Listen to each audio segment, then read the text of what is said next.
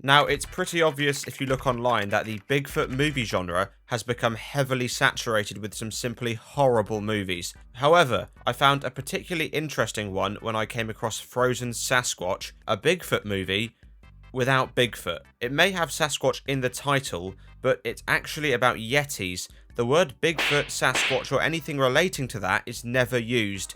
The movie comes from a man called Mark Polonia, a director who's famous for his ultra-low budget films which consist of Land Sharks, Virus Shark, Sharkenstein, Snow Shark, Sharkula, Revolt of the Empire of the Apes, and It Kills. So needless to say, I knew this was going to be a fucking masterpiece of a movie.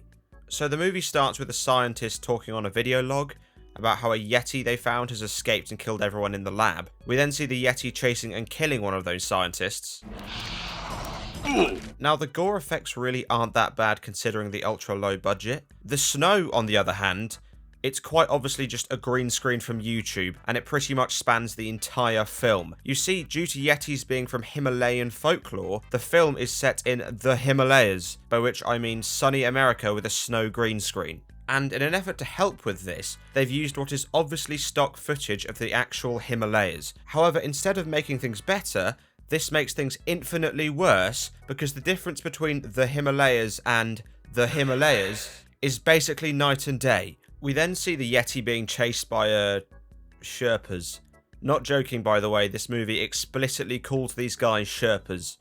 Several days ago, a Sherpa wandered into our base. Gonna be honest, I feel like American hikers who encountered a Yeti would have been a far better approach to this, rather than trying to insinuate that these guys are the same as these guys. Anyway, the Sherpas then start shooting at the Yeti with their guns, causing the Yeti to throw a log at them, which is apparently so heavy it causes an avalanche.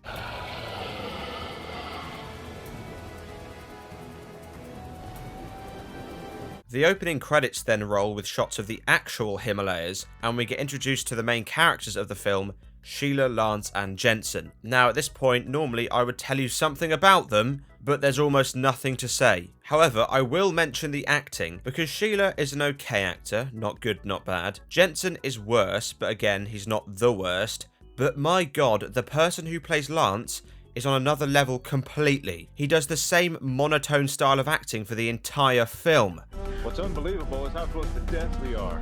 It's almost impressive how consistently terrible his acting is, and I refuse to believe he's not doing it on purpose. It's like watching a living version of Microsoft Sam for an hour. So the characters are here to meet with Dr. Knob. Well, Dr. Knob, what's this all about? I have a flight to Argentina in 5 hours for a field study of indigenous tree frogs.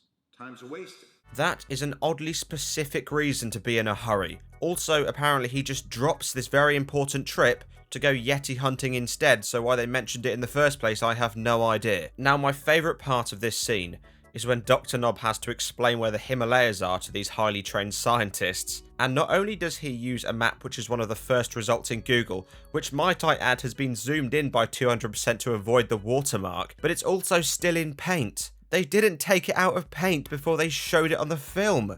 Now, I want to mention Dr. Knob's plan before I move on. You see, he says that it could be really dangerous. Is it dangerous? I won't lie. It could be. And they also play a recorded message from someone at the lab saying the Yeti has already violently killed several people. Several are already dead. And his plan is to send 3 unarmed, untrained scientists to check it out to see if the Yeti is actually there. Only then will he send backup. After they're all dead, of course. So after they've used 3 different types of stock footage to travel, we finally see them walking around the Himalayas. Now, they're all wearing ski goggles, hats and coats to give the illusion that it's cold. They even go as far as using effects so that you can see their breath. Please don't tell me we're lost. That being said, Sheila and Lance are wearing fucking jeans, and Jensen apparently wore what he wears to work every day in a place that can be minus 22. Seems like it was casual Friday in this part of the Himalayas. They then stop to make camp for the night. Do you even know how to pitch a tent? I was in the Boy Scouts as a kid. You two sound like a married couple. Oh yeah, I forgot to mention that there's a subplot that these two used to be together but aren't anymore. It's really pointless, especially when this guy has the acting range of a wet towel. Whatever happened to us, Sheila? So in the next scene, it's nighttime. Well, it's supposed to be nighttime. It shows a pitch black snowy sky, but then cuts to what is clearly midday. I mean, there's huge rays of sunlight going through the camp and on the actors' faces, and it's somehow even brighter inside the tent. We then see them walking through another field, and Sheila falls down what is obviously a very mild incline, but reacts to it like it's a fucking vertical cliff. Help me! So they eventually reach the Himalayan research facility, complete with no snow, pavement, roads, vending machines, and lecture halls. Yeah, in all seriousness, they didn't do a very good job of disguising the fact this is very obviously a university. I didn't know highly remote Himalayan research labs had places to record music. Although it took me longer than I'd like to admit to realise that this wall they pass is just a picture laid over the footage. I didn't realise until my second watching of this film. I'm ashamed of myself. Anyway, they're immediately taken back by the state of the facility.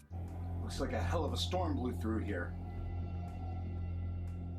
You'll quickly learn in this film that anytime they don't have the budget to pull something off, they will simply have the actor describe what it is, then you have to imagine it. More prints like we saw earlier. And there's blood splatter on the ground.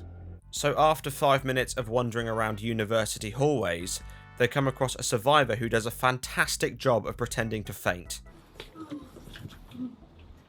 Okay then, after some Yeti POV shots, Jensen decides to look around so that he can get killed. I mean, they have to kill at least one of the main characters in this movie, and these two have a horrible love story to finish, so it literally can only be him.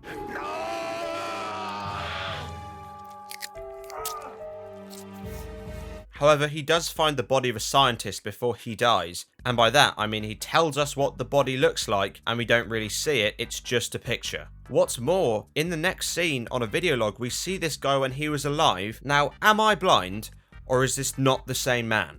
Are they two completely different people? After this, some guy kneels down in the woods, the Yeti comes over, and crushes his head like a melon. That's literally all this scene is.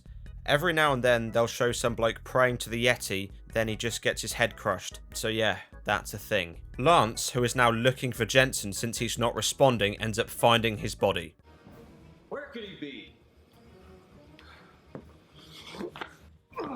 Number 1, hideous acting. Number 2, there's no way he didn't see the body when he walked in. The only way he wouldn't have seen the body when he walked in is if he walked in and deliberately looked at the ceiling the whole time. So the survivor they found then transforms into a human Yeti hybrid, and it was her killing everyone at the lab at the start, not the Yeti we saw. But that other Yeti was still there, also killing people, since we saw it kill a man at the start. Yeah, I never really figured this part out, it's very confusing. However, she finds out that Yetis are weak to electricity when she hits it with a metal pipe, which for some reason is conveniently electrically charged. It wasn't before, but it is now. Like, Lance found this thing on the floor. It hasn't been anywhere near an electrical source, but when she picks it up, suddenly it's just electrically charged, and I literally can't explain why. So after it chases them, they end up killing the Yeti yet again with electricity. At this point, we get a frankly ridiculous twist, because it turns out the Yeti from before is a child. A much bigger Yeti turns up and attacks them, only for them to find a spaceship. And it turns out they're aliens. So was that there the whole time? Like, no one came across a spaceship in the middle of the woods. On top of that, remember I said the Yeti in the lab wasn't the one killing people? Well, it also was killing people along with the hybrid woman, but the real reason it was there was it was stealing stuff to repair its spaceship. I mean, I can appreciate the twist, but are you really telling me this spaceship, which is possibly thousands of years ahead of us in technology, can be repaired with old computer parts? I mean, apparently this one has a server room. So they kill the Yeti by electrocuting it again with what I think is an Ethernet cable, and we think it's over only for it to end on a cliffhanger when they find an even bigger Yeti. So that's the movie. It's pretty bad. However, being honest, I can appreciate this as a bad movie. I'd say in some parts it is so bad it's good. And after watching it, this has to be self-aware of how bad it is, with the terrible costumes, horrible acting, confusing plot, and obviously the fact it's not in the Himalayas. If that's the case, then, like, well done. This movie succeeded on all accounts. Anyway, if you enjoyed the video, feel free to like, comment, and subscribe, and I'll see you on the next one.